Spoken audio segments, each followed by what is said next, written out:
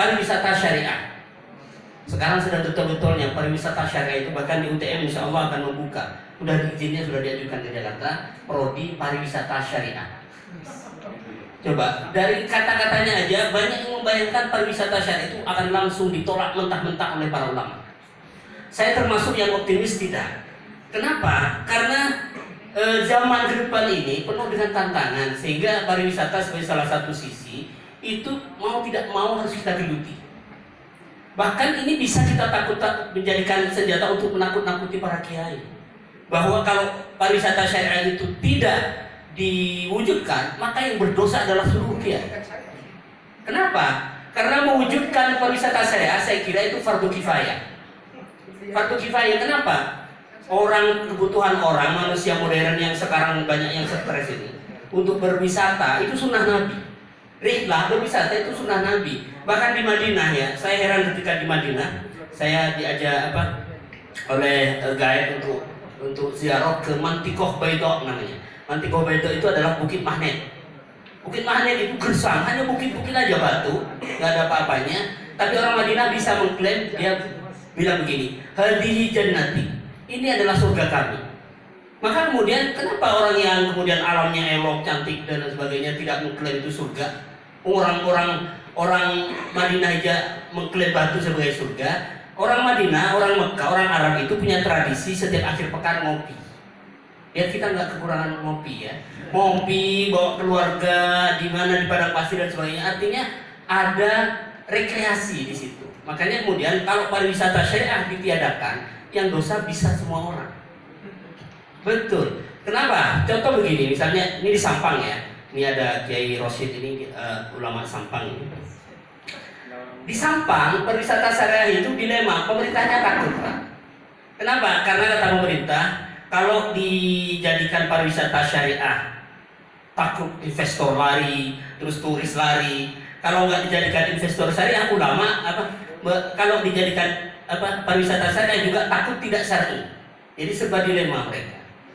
Bayangkan misalnya kiai, para nyai, keluarga-keluarganya pesantren itu kan juga manusia, butuh rekreasi, butuh istirahat ya kan, butuh refreshing dan sebagainya, perlu wisata. Kenapa kalau di Banyuwangi ada pantai perempuan, misalnya ada pantai wanita, mestinya Pamekasan bikin, jangan takut ada destinasi pariwisata syariah misalnya.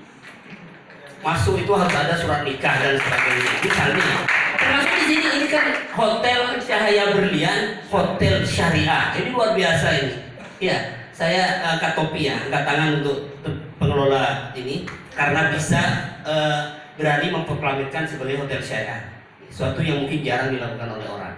Tapi ke depan memang syariah ini sesuatu yang harus dibuat. Kenapa? Kalau nggak buat, orang luar yang akan buat. Di Korea, di Thailand, di Jepang itu sudah ada pariwisata syariah. Kenapa Indonesia yang mayoritas Muslim tidak ada wisata syariah? Perkara kemudian yang lebih laku, lebih ramai adalah wisata konvensional, itu lain hal. Ya, kita harus berjuang, berlomba. Iya kan, setan itu nggak akan pernah mati sampai kiamat. Tapi kita punya kewajiban membunuh setan, ponakan setan, anak-anak setan, semuanya harus kita bunuh. Kan begitu. Jadi bukan perkara soal itu kemudian kita menyerah. Maka kemudian untuk di Pamekasan saya kira ketika gerbang salam ini menjadi masalah, maka kemudian perlu duduk satu meja antara umarok dan ulama, merumuskan kembali apa ide-ide itu, penerjemahannya juga dan sebagainya, sehingga kemudian tidak memasung bahasanya Mas Faisal tadi. Kasihan orang-orang kesenian yang hidup dari situ misalnya kalau dipasung. Kalau misalnya protes harus ada solusi. Ini yang kemudian harus kita berikan berikan ruang. Kalau protes misalnya ini salah, ini gini, oh solusinya apa? Kerapan sapi haram, solusinya apa? Ada sapi sono misalnya. Ada apa-apa kesenian yang mungkin secara syariah bisa dibenarkan. Kalau ini tidak, kita ingat napak tilas Wali Songo ya.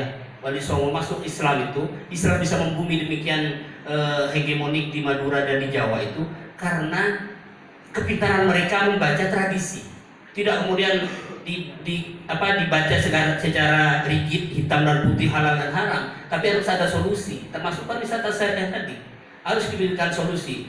Yang mikir kemudian orang pesantren bagaimana pariwisata syariah di luar bayangan mereka, tapi mereka harus mikir. Jangan mengkritik, oh ini wisata nggak syariah, nggak syariah, nggak syariah. Tapi bagaimana pariwisata yang syariah? Bagaimana menggait investor agar mau membangun pariwisata syariah dan sebagainya. Jadi saya kira mungkin itu jalan tengah untuk menemukan titik temu agar mungkin gerbang salam itu bisa diwujudkan tanpa harus misalnya mengesampingkan aspek-aspek yang lain. Saya kira itu.